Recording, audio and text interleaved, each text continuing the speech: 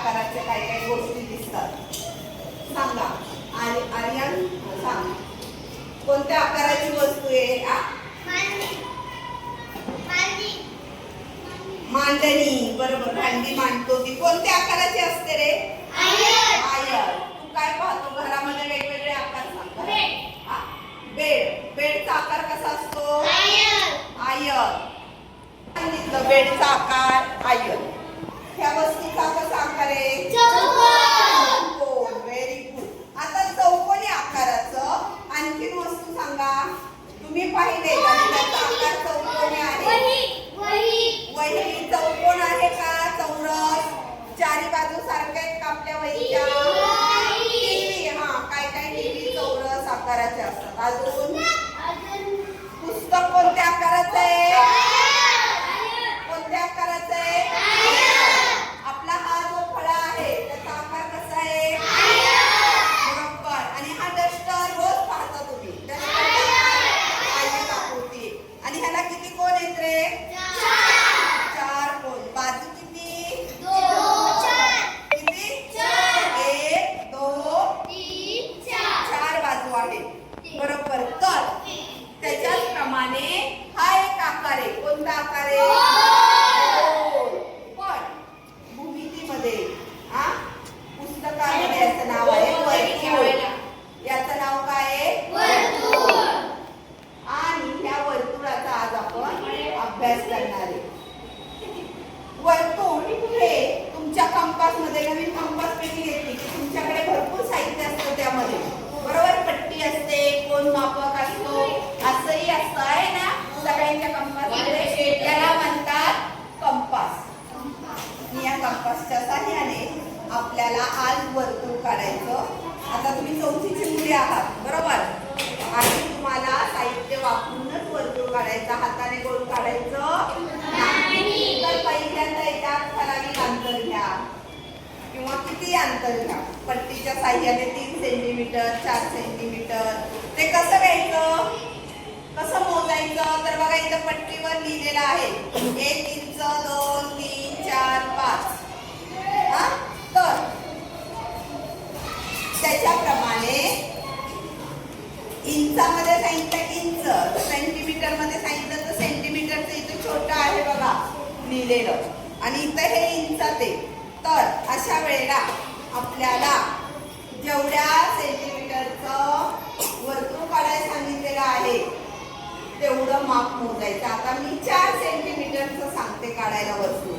तर पहिल्या लाईन पासून बघा पट्टीचे जिथं 1 2 3 4 आकडा चालू होतो तिथून सुरुवात करायची आणि कोण मापकामध्ये तेवढं मोजून घ्यायचं. 4 सेंटीमीटर. गौरव 4 सेंटीमीटर मोजून घेतलं. मग हे माप न हलवता बरोबर असं वहीवर तुमच्या ठेवायचं. मी फळ्यावर दाखवते मी, आणि टाईट करायचा मधला भाग. आणि हा जो बाजूचा आहे कोणाचा खडू लावलेला, पेन्सिल लावलेली तुम्ही, त्याने असा वर्तुळ काढून घ्यायचा. बरोबर. आणि जिथं आपण हे टोक ठेवलेलं आहे लोखंडी, तो वर्तुळाचा काय आहे? तुम्हाला गेल्या वर्षी झाले. वर्तुळाचा काय आहे?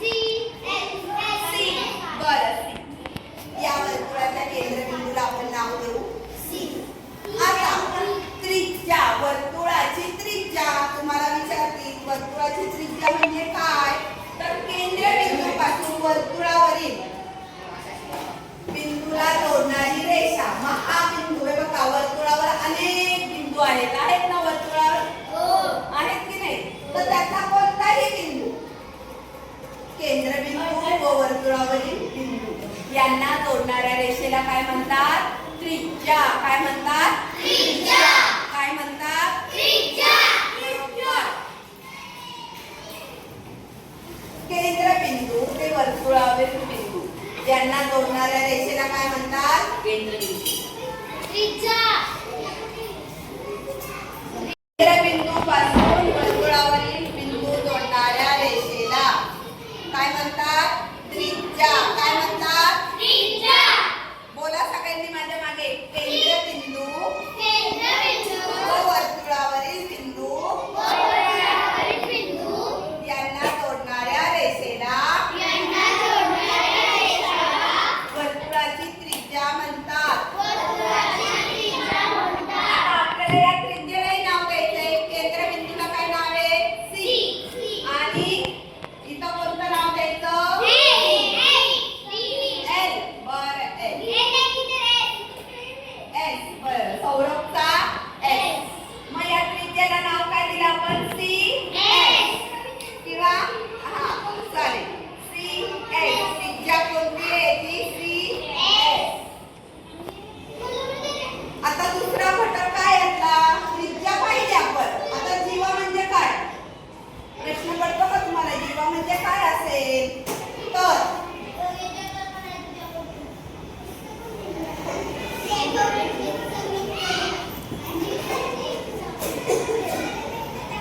वर्तुळ. आपण आता काय पाहिलं वर्तुळाचा केंद्र आणि वर्तुळावरील बिंदू यांना जोडणाऱ्या रेषेला आपण त्रिज्या म्हणतो बरोबर. तर जीवा म्हणजे वर्तुळावरील कोणतेही दोन बिंदू जोडणाऱ्या रेषेला काय म्हणतात जीवा. वर्तुळावरील कोणतेही दोन बिंदू जोडणाऱ्या रेषेला काय म्हणतात जीवा. मग या वर्तुळात मी तुम्हाला दाखवते हा बिंदू आणि हा बिंदू जोडा. रेषा तयार झाली का. मग या रेषेला काय म्हणतात जीवा. काय म्हणतात. आता आरोही स्वरा मला नाव सांगेल या जीवेला काय नाव द्यायचं आपण सांगा. कोणतं अक्षर द्यायची बी आणि सी. चालेल. आता अशी जीवा दुसरीकडे दाखवता येईल का आपल्याला वर्तुळावर येईल बरोबर. भरपूर बिंदू आहेत तिथं वर्तुळावर भरपूर बिंदू आहेत. मग हा आणि हा बिंदू जरी जोडला आपण तरी इथं काय तयार होईल. हा बिंदू बी आणि हा बिंदू जोडला तरी सुद्धा एक जीवा तयार होईल. माझ्या मागे परत जीवेची व्याख्या म्हणा. वर्तुळावरील